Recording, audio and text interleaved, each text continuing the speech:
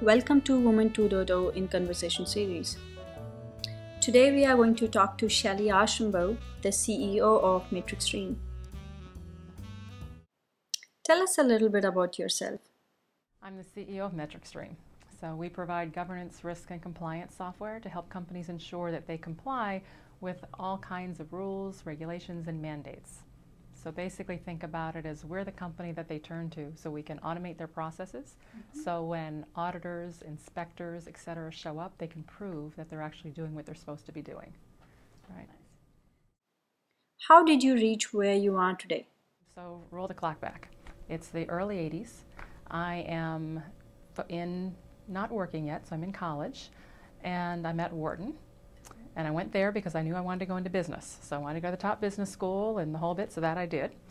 But while I'm there, I knew what I wanted to do was to run a business. But I'm coming from the East Coast versus Silicon Valley. And on the East Coast, you always think of big companies and big enterprises. So I set my sights on a good big company, which was IBM. And I said, all right, I'll go work for IBM. And I was naive enough that I said, all right, and I want to run a company, so I might as well run IBM. So that was my goal. So coming out of school, I joined IBM. Well, not only am I joining IBM, but I'm going to join IBM as a sales rep. Sales rep? Why a sales rep? Well, back to my planning, I looked, and every single CEO of IBM started out as a sales rep. Wow. Right? So that's what I did. So I started out in sales, and it wasn't long that I looked around IBM, and there's a couple 100,000 people, and I'm going, probably not the only one that wants to be CEO of IBM. So how am I going to be different from all these other salespeople, right, that are working? So I decided that I was going to major. I was going to focus in sales because that's what IBM required, but I was also going to focus on marketing because I happen to like marketing. I studied it in school, and IBM didn't seem to have much marketing. So I thought it might make me unique. Yeah. So that's what I did. So as times came for promotions or for opportunities or task force, if they were marketing oriented, that's what I wanted to go do. So I kind of flipped back and forth in my career at IBM to marketing jobs, sales jobs, general management jobs, the whole bit. Ultimately got to the point where I'm now an executive at IBM, and I happen to be one of the youngest executives, female executives, named in IBM. But I look to say, I'm now looking again at the top suite, doing my research, talking to people, right, about what they did, how did they get there, et cetera. And one of the trends that I'm noticing is almost everybody who reports to the CEO directly has at one point or other done an international assignment. More than that, the majority have actually gone to Japan specifically. Ultimately, I did. I became general manager of, vice president general manager for public sector over in Japan, which at the time was about a $1.6 billion business. A couple thousand people were reporting to me. I've now been with IBM just about 15 years. And while I had a great career, and I still want to run a business, I'm not sure the business I want to run is IBM. Turns out that a lot of people who leave running big organizations, right, and go to small companies fail their first couple times. And they do that not because they're not capable, but because it's so different. When I worked for IBM, I couldn't tell you ever how much cash IBM had on hand. It wasn't anything I ever looked at. I wasn't measured on it. Not at all. You go to a small company, every day I know how much cash we have in a bank, right? Very different.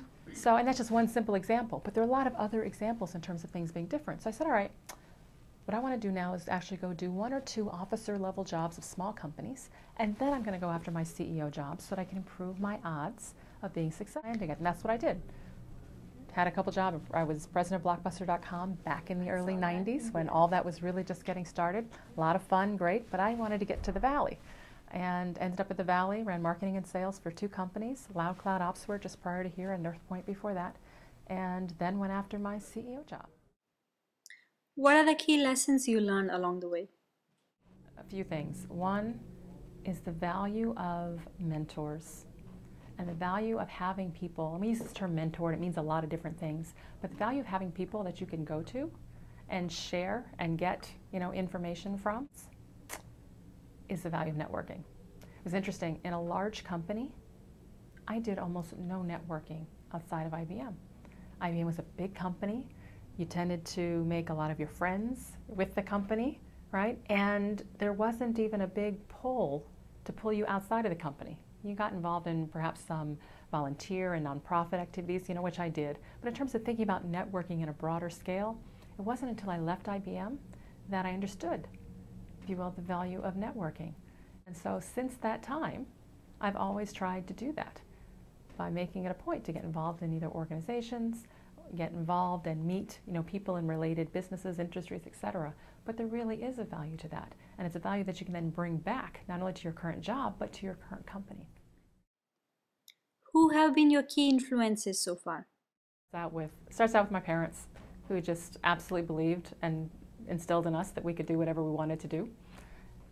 Second, probably the first person who hired me into a job, and this was before IBM in terms of working as a sales rep the whole bit. It was a summer job I spent at a company where I was in high school, between my year of high school and college.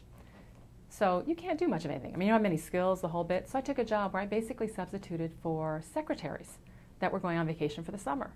All right, so I'd work a desk for a week or two, answering the phones, taking notes, the whole bit. But it was in a company, I got to get dressed up, I'm feeling pretty grown and the whole bit, so that was all good. So I wasn't there probably 3 weeks before my supervisor said to me, asked me what I planned to do, and I told her I'm going to go to college, I want to run a company, I want to do this. She goes, well, Shellye, you ought to take advantage of your time here. So she said to me, Shellye, you ought to take advantage of being here for the summer in the company. I said, okay. What does that mean? And she said, there are people who run all kinds of businesses here within the company, and you ought to just try to talk to them. So I said, okay. And again, I was naive enough not to have any clue. So I pulled out the directory, because I'm the secretary, so I've got all this information. Pulled out the directory, started flipping through. Vice President of such and such. Hello, my name is Shellye Archambeau, and I'm here for the summer. And I was wondering if you would have lunch with me so I could find out what you do. You don't know what you don't know, right? She told me that and I said, okay, so that's what I thought would be the best thing to do. Well, you know what? Most people said yes. Really? Absolutely. I think they got caught off guard by this, little girl, if you will, kind of calling them up to say, hey, would you do this? And, sure enough, I spent my summer having a lot of lunches or coffees or short meetings, whatever, but meeting people and finding out what they did. And it was great. So that's something that I took with me all the time. The worst that can happen is somebody will say no. You're not any worse off than you were before. So that helped in terms of just give me the confidence at a very young age to be able to reach out to people, right, and ask and do. So over the years, I've had a lot of mentors. When you say who's influenced you, it's a very long list. I've been very fortunate. People have absolutely been willing to give me their time and share their advice. Any advice for budding entrepreneurs? My biggest advice is set some goals for yourself. I know it's interesting because you can go to panels or go to conferences and you'll hear people talk. And a lot of folks that you hear talk who are CEOs are in jobs that you want. Not everyone wants to be a CEO, and that's perfectly fine, whatever it is that you want. But they're there. And people will say, well, how did you get there? And they'll say, oh, I didn't plan on it, it just kind of happened. Don't take that to mean that don't plan for it and it will just happen. Because just thinking it's going to happen is being a little naive. So my biggest advice to people is the reason you plan is not to make yourself so structured that you won't take advantage of other opportunities that it might be off your plan. But just by planning, even to the next step or the second step, you don't have to plan for 40 years.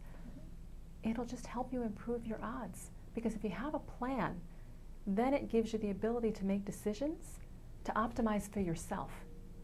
You're the only one who's going to optimize your career. Thanks for listening. For more, visit our website at www.woman2.org.